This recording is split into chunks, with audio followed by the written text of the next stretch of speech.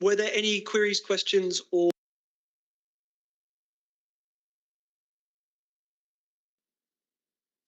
Thank you, Chair. Yes, just in item 6.6, overturning of an AGM recommendation, it says here that Callum noted this recommendation had been put to 2 AGMs. I believe that's incorrect. I believe what Callum said was it had been put to the Guild election and then the AGM on the Yeehor ticket, originally at the Guild election, of which Callum ran on. Happy for Callum to clear that up, but I did just notice that, if that's correct. Sure, we'll go to Callum. Yeah, thank you. I had forgotten to bring that up, but I did read it initially, so what President Storr is saying is correct, but I don't think it's too consequential.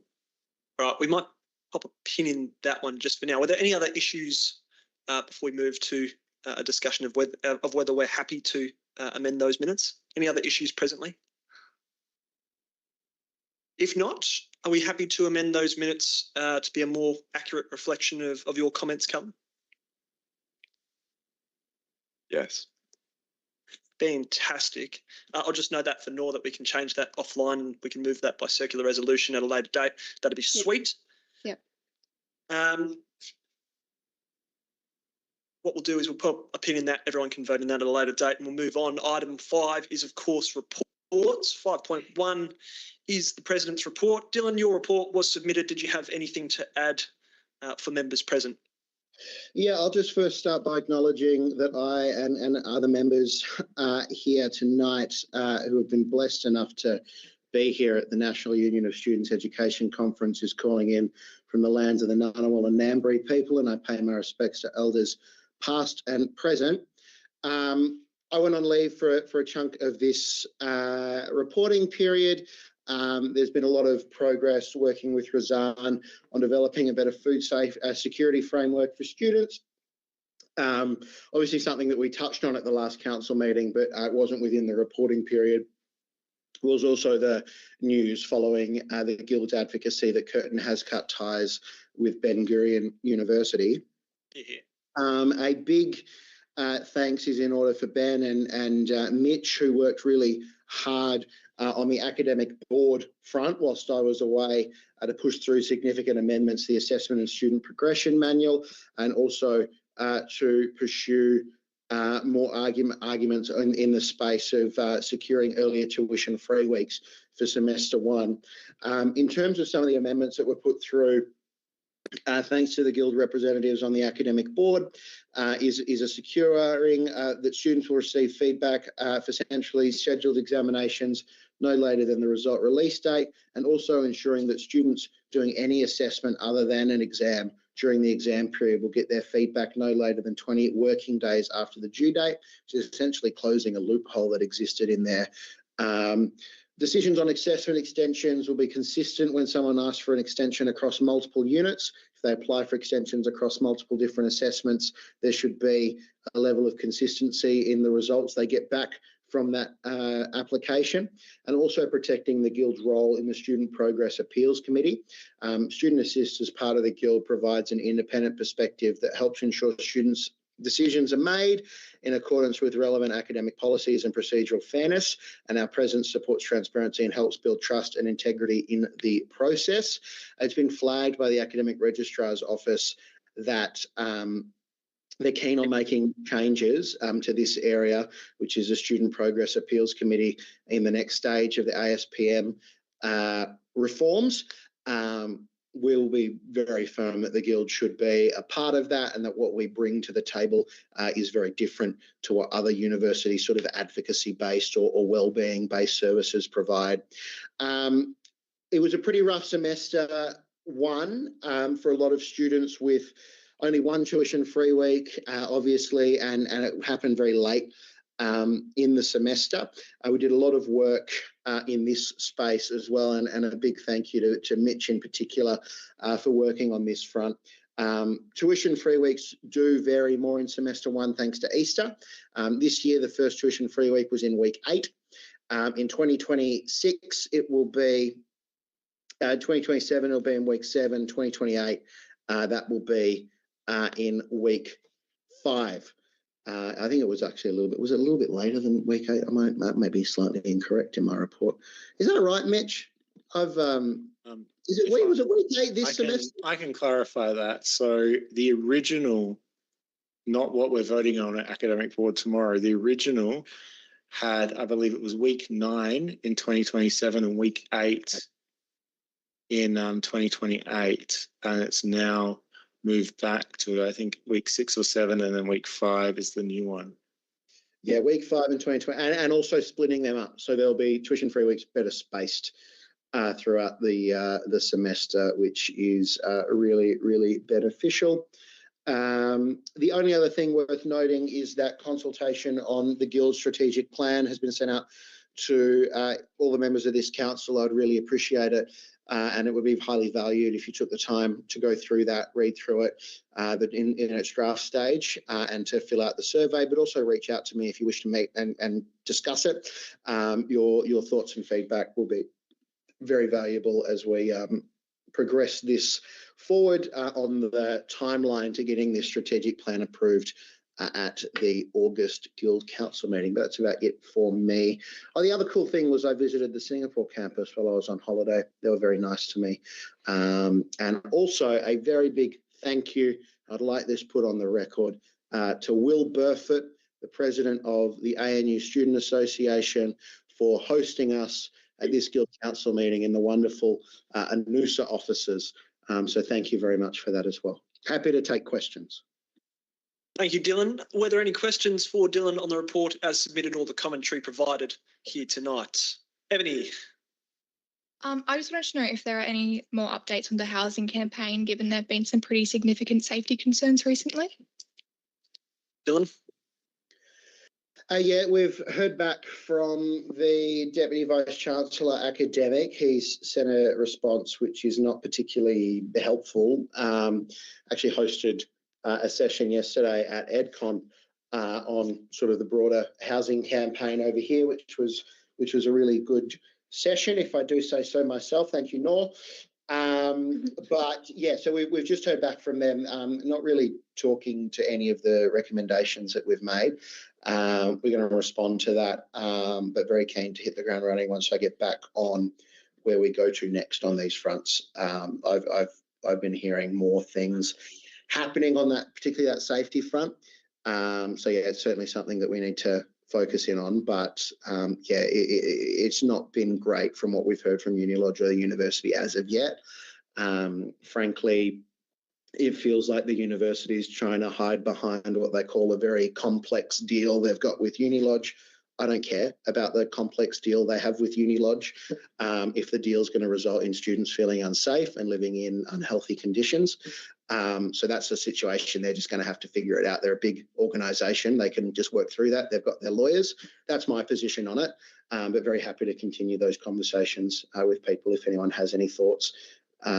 But I don't think we as a guild can really accept that. Well, it's just too hard and the university can wipe their hands of it. That's not something I'm interested in. Thanks, Dylan. Any further questions or discussion relating to the points that Dylan just made?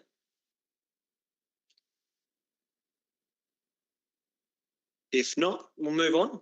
Item 5.2 is the Vice President Education's report. Ben, your report was submitted. Did you have anything to add? Dylan pretty much spoke most of what I would be saying, but yeah, I really want to highlight, Dylan and Mitch as well in how we approached Academic Board, and Mitch particularly when it comes to the future tuition-free weeks and ensuring that student burnout does not happen. Other than that, I'm more than happy to take it as read and answer any questions. Thanks, Ben. Any questions for Ben on the report submitted or the little update provided? If not, we'll move on. Item 5.3 is the Vice President Activities Report. That report was submitted by Jackie. I will just note that Jackie is absent, so we might defer her report to the next Guild Council. We do have the acting. Well, hang on, this is yet. Bridget's report, I think, no? Yeah. Yeah. Yeah, acting Vice President Activities. Yes. I can't speak much on what. Yeah, go for it, Bridget. Sorry, we're just Sorry. talking procedural over here. Oh. Sorry, Bridget is here to cover as acting vice president activities. Bridget, take it away. Okay, I can't speak much on the stuff that Jackie's been doing, because I've only got handed over the role a couple of weeks ago. I've been doing a lot in the sense of stress last week, helping Jackie with that, until she went on leave. Very, very stressful 2 weeks to battle on top of exams. But hey, neither this nor that. But I'm very happy to have a KPI update, in that the accessibility matrix is ready to be rolled out by OWeek. I am working with Lorian and Marianne to have a good social media rollout and campaign to announce this. This will help give people information about the events that we have on campus to make sure that people are well informed of whether or not they will be able to, if this event is accessible to them. And with that, also us working to make guild events as accessible as possible to as many people as we possibly can. Yeah. Thanks, Bridget. Were there any questions for Bridget on the Yes. provided? My question is this: what will you do about what I'm going to explain about right now? I want my boyfriend back on this campus. He has never had any chance to plead not guilty in a fair trial, for example, in a university court of law. Plus, among other things, he believes all the vice-chancellors should be elected, and he believes there should be speakers' corners which are designed so that people take their turn in the... I will just quickly say, noting the procedural precedent that we've set on the Guild Council, members in the gallery who are not elected members will get the opportunity to ask questions during general business. And as members can attest, I'm a stickler for regulations and consistency. So more than happy to let you have the question asked of Bridget, but procedurally probably better off to do that in general business. Is that okay? Are you amenable to that? This is okay. Okay, we'll resume this question in general business, but for the time being, for members present, is there any further questions for Bridget on the Vice President Activities report? If not, we will move briskly on so we can get to general business and afford everyone an opportunity to ask those questions. We'll move to item 5.4. Item 5.4, Mitch is playing with my mic. Okay, item 5.4 is the Vice President Sustainability and Welfare report. Razan, your report was submitted. Did you have anything to add? I'll take my report as read and happy to answer any questions at all. Fantastic. Razan, any questions for Razan? If not, we'll move briskly along. Item 5.5 is the Secretary's report. Nor, your report was submitted. Did you have anything to add? Not too much, just usual secretary things like the payments, timesheets, things like that. It was kind of a busy period because we had exams, but started making progress on reviewing the constitutions that Mitch didn't get to last year. And yeah, that's me. Didn't get to or left behind on purpose? We'll never know. We'll never know. Wasn't. Any further questions or any questions relating to Nor's report or the commentary provided here tonight? If not, we'll move on to item 5.6, the Managing Director's report. Vernon, your report was submitted. Did you have anything to add? No, I'm happy to take my report as read and respond to any queries, particular items anyone would like me to talk to. Members present, did you have any questions for our Managing Director, Vernon, on the report submitted? I'm looking to my left. Nothing from Mitch, a first. If not, we'll move to the motion. The motion is that the Guild Council approves the reports. That's moved by Nor. Can I get a seconder? Callum, all those in favour? All those against? That motion is carried. Item 6 is business on notice. Item 6.1 is the safety report. The motion is that the Guild Council notes the safety report. Was there anything to discuss in relation to that safety report? I'll note, Nor, you moved it, so I'll give you first bite of the cherry.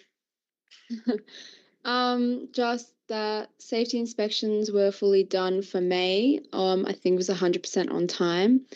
No new injuries, no hazards were reported. I think there was something about blocked fire equipment in one of the buildings and some clutter in the TAV. But I think everything else was ongoing issues like the walls and fridge safety concerns and things like that. But direct those questions to Vernon. Thanks. Nor, anything to add from members present or questions, queries? Mitch, Craig. I have a question about the glow-in-the-dark fridge sticker. This has been on the safety report for a number of meetings. I'm just wondering why it hasn't been done yet. Vernon, on the Mitch, glow-in-the-dark I'm sticker. going to have to take that one on notice and get back to you. I'm not aware of what is holding up the resolution of that matter, but I will do. Thank you, Vernon. Any further questions, commentary, queries relating to the safety report? If not, we'll move to a vote. Nor, we've got you moving this motion. Can I get Dylan, sorry. Sorry. On behalf of everyone in the Guild admin office, and I hope also Vernon, I know also Vernon because the temperature fluctuations. Was there any progress on any timeline from Curtin? I know it's probably asking a little bit too much of our friends, but on when the failing heating pipes that are leaking will be fixed? Vernon. My understanding, based on their most recent visit, our friends, is that the piping is now functional, and the fluctuating temperatures in the office and the areas of inadequate warmth is not related to the pipes. It's a design or a system matter that is being looked into. That is my latest information from Nika, who's a safety officer. Thanks, Vernon. I'll just note for the council that failing heating pipes and leaking will be the name of my debut EP. For those who are interested, follow me on SoundCloud. Okay, any further questions for Vernon, our managing director? Sorry, no. Any further questions relating to the safety report? If not, we'll move to the vote. That's moved by Nor. Can I get a seconder? Max, all those in favour? All those against? That motion too is carried. Item 6.2 is the SAF, ISAF and Guild Grants Agreement. The motion is that the Guild Council discusses and approves the agreement between Curtin University and the Curtin Student Guild titled SAF and ISAF Expenditure and Guild Grants Agreement, and authorise the Guild President to sign the agreement on behalf of the Curtin Student Guild. It's moved by Dylan and seconded by Nor. Dylan, as mover, did you wish to speak? Yeah, so this is an update to an agreement that's been in place, or at least the last iteration of this agreement has been in place from 2017, where signed by, at the time, Guild President Liam O'Neill. This is an update to that, which essentially includes the ISAF, which is the International Student Additional Funding Fee, which the Guild now receives 50% of. This is essentially the formal agreement between the university and the Guild. Governs the allocation and use of SAF funding. It allocates that we're entitled to receive 50% of both funding streams, and it also outlines the Guild receiving the separate Guild grant, which is currently set at $825,000 a year, which is dispersed in quarterly instalments. There are some conditions there that are set to ensure transparency and accountability. The key governance framework of SAF, which isn't changing, is the SAF Expenditure Advisory Committee, which is called SAFIAC for those people that love an acronym. That is 50-50 members of the university and of the Guild. I'm the deputy chair of that committee, and that's tasked with drafting expenditure plans that allocate SAF and ISAF funds to approved projects. And then the final approval of these plans sit with the Vice-Chancellor and myself. I do think a key point worth discussing, just broadly at council, is the guild grant that sits separately to the SAF contributions. I don't know how long it's been, $825,000. Mitch probably knows, but it hasn't been raised since 2017. So it's the same amount of money. If that was to be indexed from 2017, it'd be just over $1 million in that grant at the moment. Something just worth discussing. I know the university has always been, has I guess consistently sort of been, no, that won't happen. But I think it's been a while since we've asked for that to be raised. I don't know. I'm just keen on getting council's general thoughts on whether that's a level of communication. A key thing to note is I would say we still sign it because there's an agreement in here that says the amount can be raised or changed by signing with both parties at a later date. But I just don't know whether the council's interested in wanting to kick open what could potentially be a hornet's nest or what could potentially be a little bit of extra money for us to do what we do. Noting that we've got a big increase in funding this year and moving forward thanks to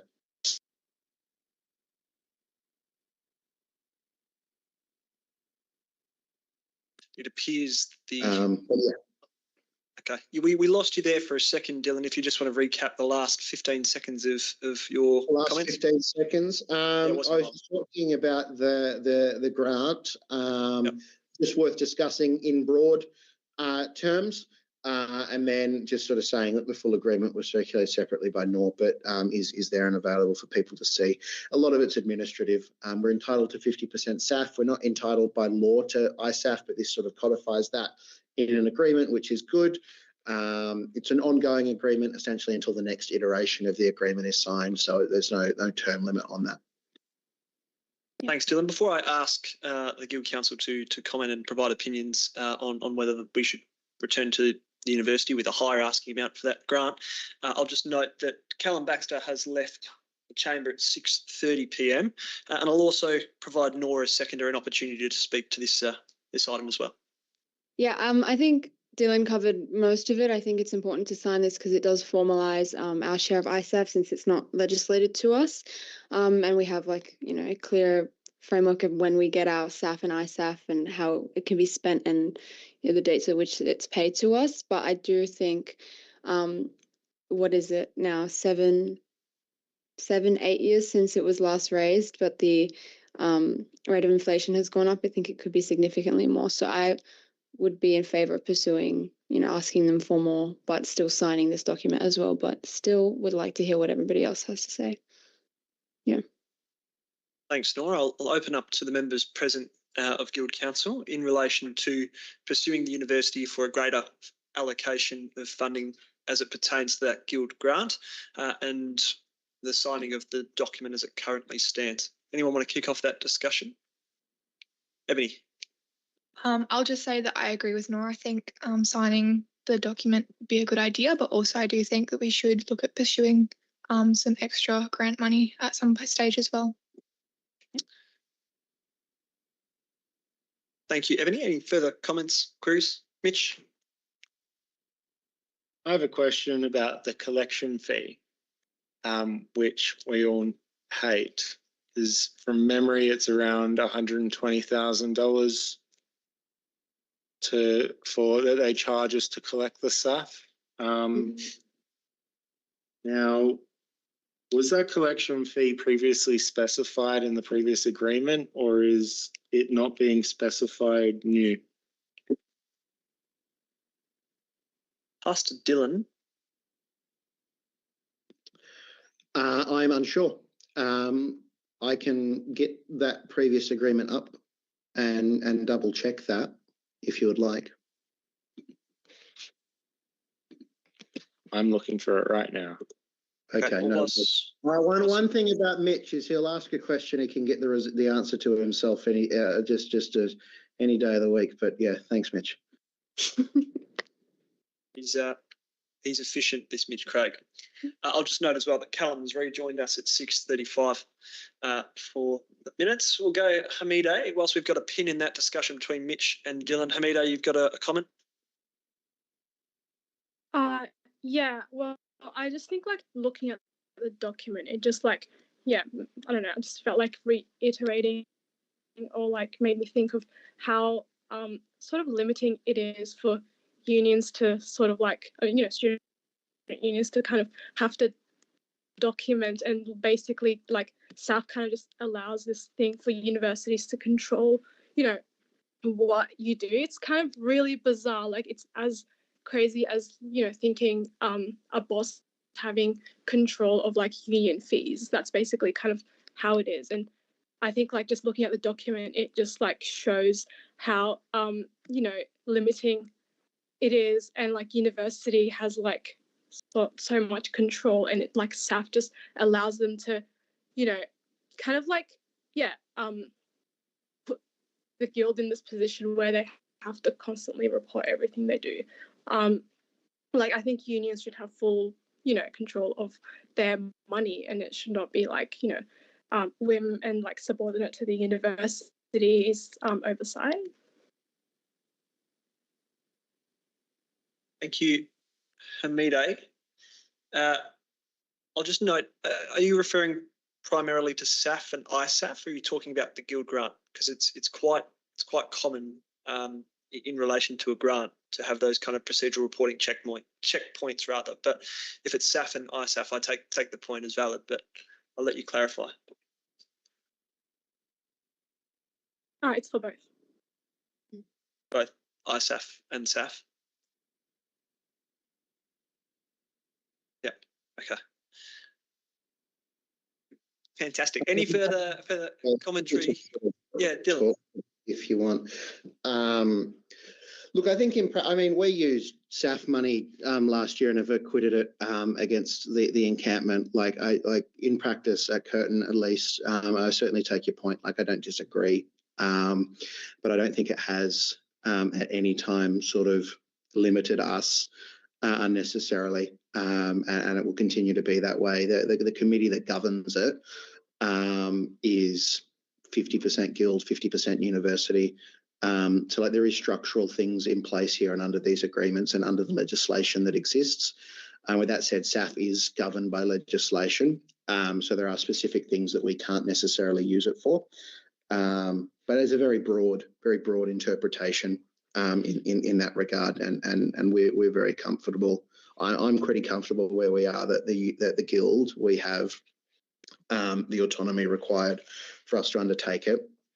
It actually gives us a good opportunity as well to criticise and debate and discuss what the university wants to spend SAF money on, and it's a great opportunity for that other 50% for where we're going to direct it. I know the opinion we should get 100%, and I certainly agree, but I don't think that at Curtin at least, it's not been used in that way, and I think it would be very silly, particularly given that we've got that backstop under legislation in Western Australia that the guild will receive 50% of the SAF basically, whether they like it or not. This is effectively us agreeing to use those same rules for ISAF and other purposes. Thanks, Dylan. We'll pass to Noor. Yeah, I was just going to say as well, the conditions of payment just prevent us from spending SAF money to, like it says, I'm reading off, like a political party, the election of a person or member of like legislature, or government or body. We can't spend SAF on alcohol. So it really does. Oh, we've lost Noor to the faulty Canberra connection. Sorry, did I cut out? Yeah, so much for a robust NBN, hey? Fibre to the node. Do you get me? What did I get up to?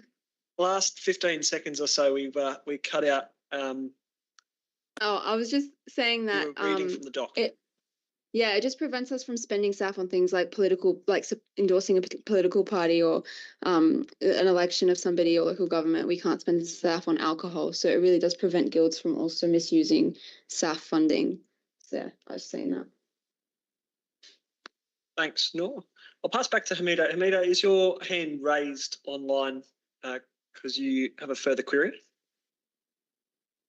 Oh, sorry. I think I forgot to just turn it off. All good.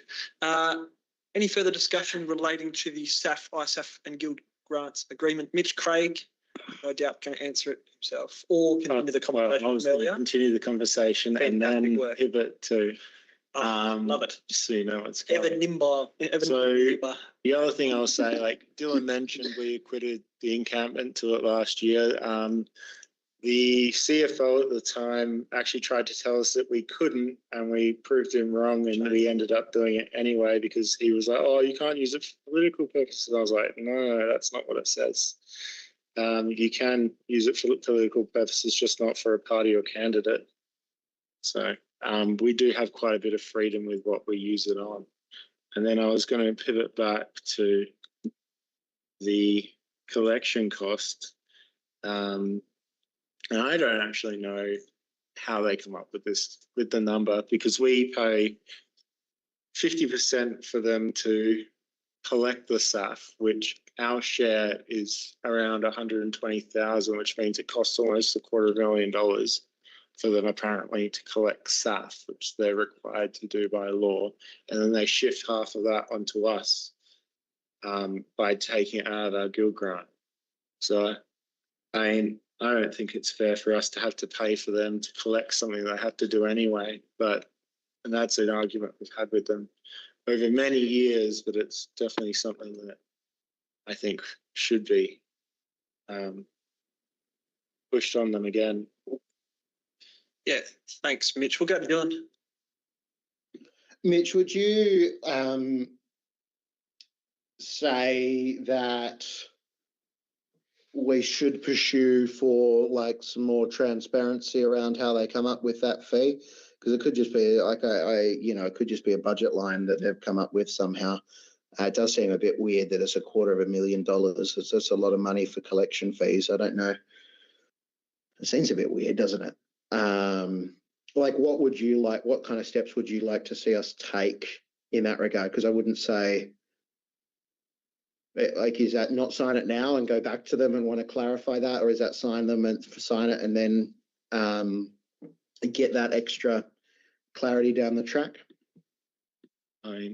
I would say sign it. It doesn't actually specify the amount. So the danger of pushing for clarity is, what if it actually costs more and we suddenly start getting charged more?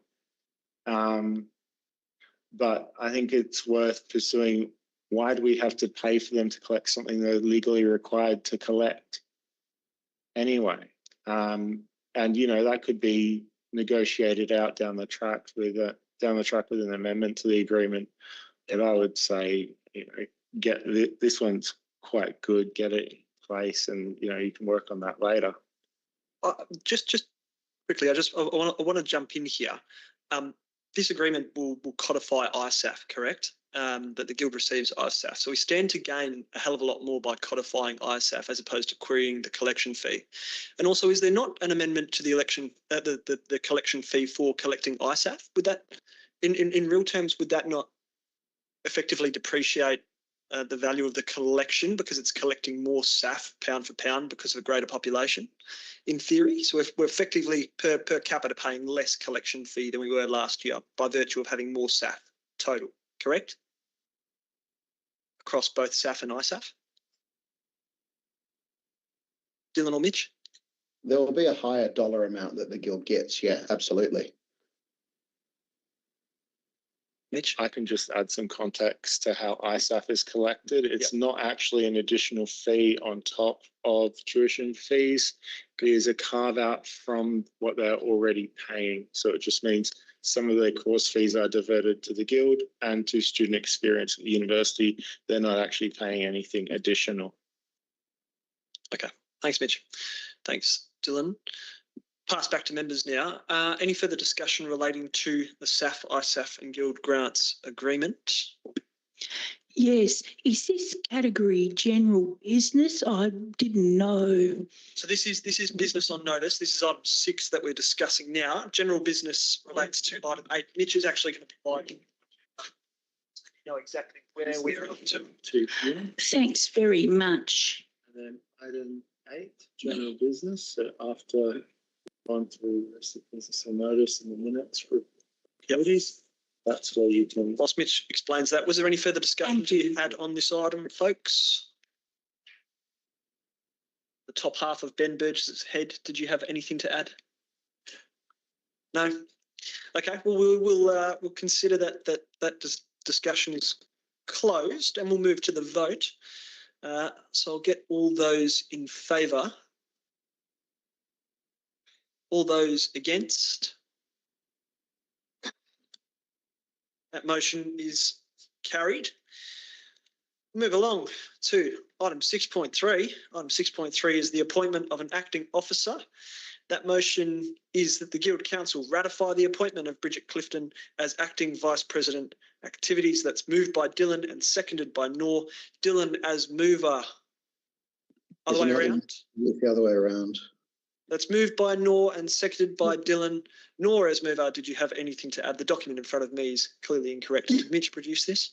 Okay, no worries. No, shame. Sorry, it was me. Yeah, It's all so good. just to formally approve Bridget as the acting VPA. Jackie did resign. She's on her leave now. And it's important we have somebody experienced and capable. And Bridget's got a lot of experience as a women's officer, guild councillor, and I think she'll be great at continuing VPA. Thanks, Noor. Dylan as seconder, did you have anything to add? Noting that there is not a complete screen there, so we can't verify that there is no coercion happening off camera with a weapon. You might have to go into an isolated space. Let me step into it now.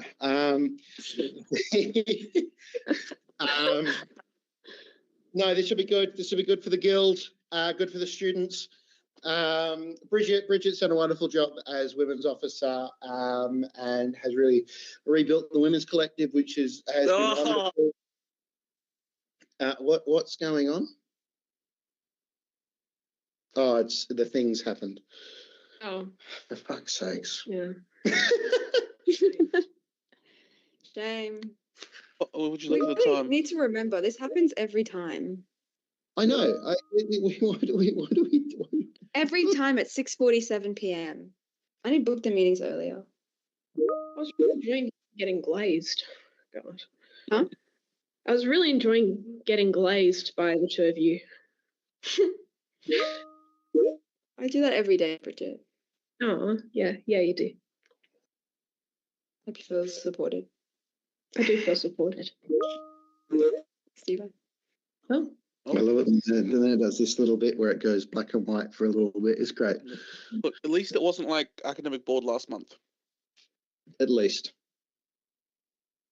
I That's all thought I thought we saw the worst of it, but no. Academic board, I think that's the worst thing I've seen in this room. Okay. Have a good break. Can you hear us again? Yeah. Yeah.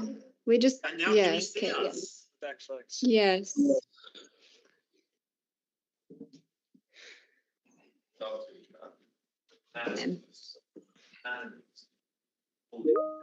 Okay, Dylan, sorry for once again interrupting your commentary tonight. It's been an ongoing theme, whether it's been me, whether it's been the technology. We can't seem to get a consistent narrative from you by virtue of the internet, me interrupting, or our failure to have working technology here at Curtin University of Technology. Okay, thank you, so please. Ryan. It's fine. There's no need to continue that line of thought. I accept your apology. Anyway, Bridget will be good. Already has been good as acting VPA. Thanks, Dylan. We'll move to the vote. All those in favour?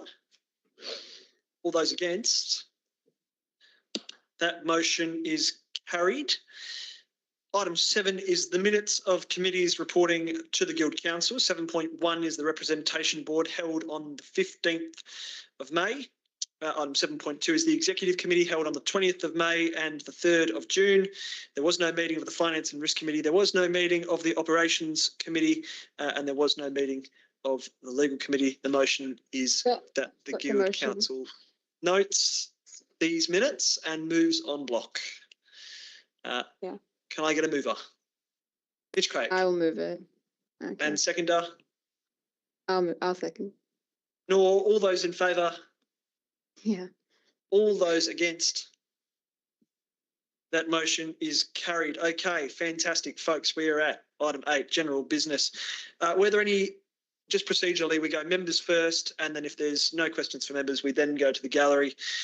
Were there any questions from members present relating to general business? We'll go Dylan, not Dylan, yeah, Dylan Phillips, that is. David. Yes, I have a question for Dylan Storer. Yeah. David Storer, that's right. No, okay, all right. That old chestnut. I just wanted to request an update on the feasibility implementation of Guinness as discussed at last Guild Council meeting. Yeah, look, I've been holding Vernon's feet to the fire on this one, but we've been on a variety of different leaves and things like that, so I actually don't have an update, but Vernon may. Vernon. Yep, happy to update that Guinness is in the tavern. 24 cans of the coldest Guinness. I cannot confirm because I have requested 6 Guinness glasses, proper pint glasses, to be there too.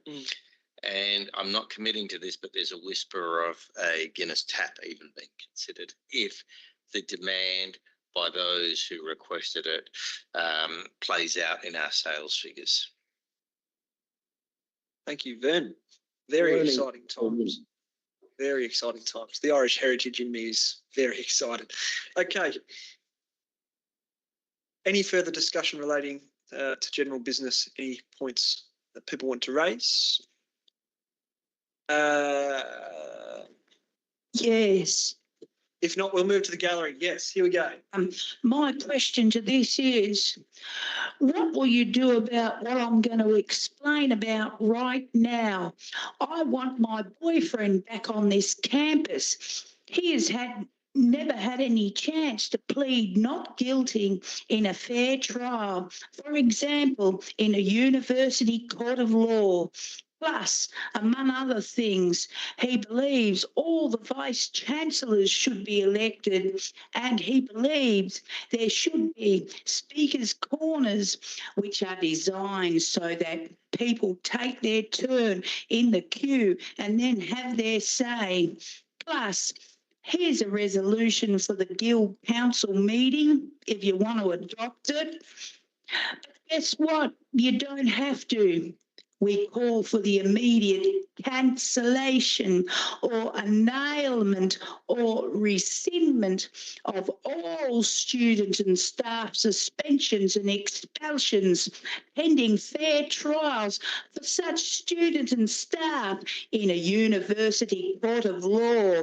Plus, please don't forget, we have a whole law school at this university and a very well-paid admin, supposedly in charge, including the law-making university council. P.S. You are invited to do a Google search on the treatment handed out to Gerd Schroeder Turk by the Murdoch University admin. Thank you. I will request Dylan speak to this one. I think that this is something you may have experience with. Thanks, Chair, and thank you, Julie. Look, it's certainly something that I think the Guild broadly is in support of more democratic universities and is broadly in support of systems in place to make sure that justice is served to students at all levels. I think that there are certainly improvements that can be made to that system. Ultimately, if the question is to annul everyone, I think there's always a safety component that comes back into that. There will be students that have been expelled or suspended where it is in the best interest of the university community for that to take place. But I'm very happy to sort of learn more on this front, and also noting that the Guild does have our advocacy service, which is Student Assist, which is there and are really experts on university policy, procedure, and do a lot of the heavy lifting in this front, advocating for students every day. Thanks. Dylan, further questions? No? Okay. Was there any further general business for discussion? If not, we'll move to my favourite part of the meeting and arguably the most important from a regulatory standpoint, the meeting evaluation, which is going to be handed down by the ever intelligent and articulate David Phillips. Thank you so much. I'd also like to note that the meeting evaluation form has got the name of Representation Board and is dated the 15th of August 2024. However, I believe the meeting was effective. I think it was great. I think we went through everything effectively. We spoke succinctly, and I think that we did our role as a Curtin Student Guild the best we possibly can do. I think that's how I've evaluated the meeting so far. Thanks, David. With that, we'll move to item 10. Item 10 is the next meeting. The next ordinary meeting of the Guild Council will be at 6 p.m. on the 24th of July 2025 to be held in the University Council chambers. And with that, I will close the meeting at 6:56 p.m. Good night. No.